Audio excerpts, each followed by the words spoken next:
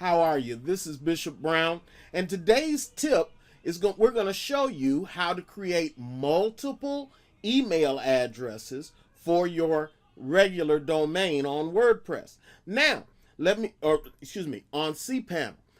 Let me say this. If you have WordPress managed hosting from like GoDaddy, this procedure will not work.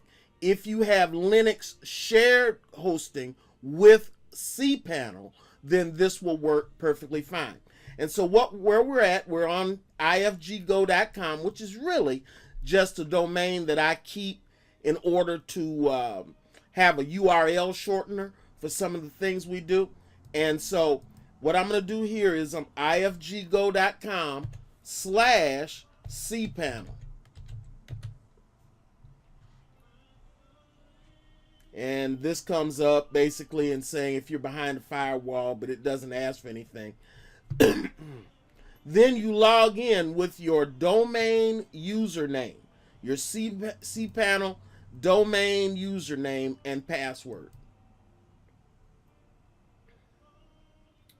Once you log in, you'll see a panel that looks much like this. And what you're looking for is the mail section. Now, let me share something with you. On this, the mail section does not have to be at the top. It could be farther down. So it's not set in a set place. And you can move these around based on what you need to do. Then you can go to email accounts. Email accounts. Now down here at the bottom, it talks about the default email accounts. It talks about any other accounts that the system may find. And in this particular case, let's make an email for pastor@ifggo.com.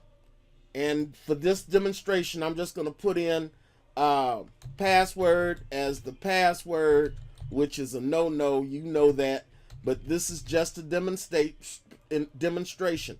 Now, what you can do is you can set up a sheet, a sign-up sheet, where the person writes down their intended password and their username that they want on the church account. To an extent, that's great, but I would put the email addresses as the same as the person's job function.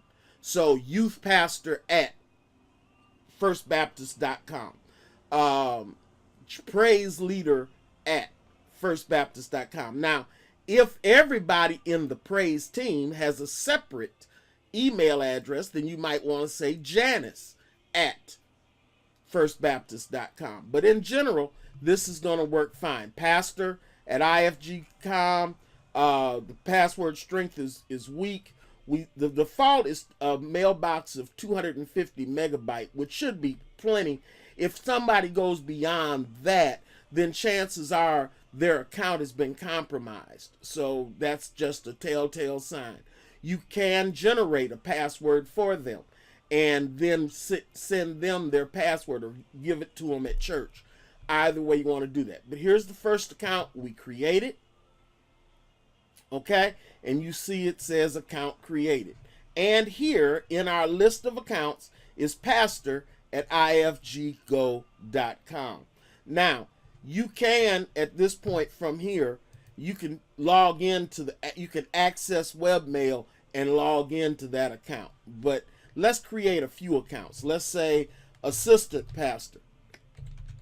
I'm just going to put ASST pastor@ifggo.com. Again, we're just going to use password because I don't want to get real deep. I'm going to delete these after I'm done making this video. Then you get down here, everything else stays the same, create account. Now we have two accounts. As you look down here, you see we have two separate accounts associated with our domain. Let's make a third one. Organist or choir director, or just director, or however you want, whatever you want to call them. If you want to call them by their first name, first initial, last name, Any naming nomenclature would be fine. Again, I'm going to put password as the password. And you have to put it in twice the same way. If it doesn't, then it'll flag you, but you expect that, right? And so I don't think those match. They don't. I'm talking too fast or too much. So let's do them again. Password. Fat fingers today. Okay. Create account. So now we have 3 different emails. All right, so we'll stop this right here. And in our next video, we're going to come back and we're going to start accessing the actual email boxes. See you in a minute.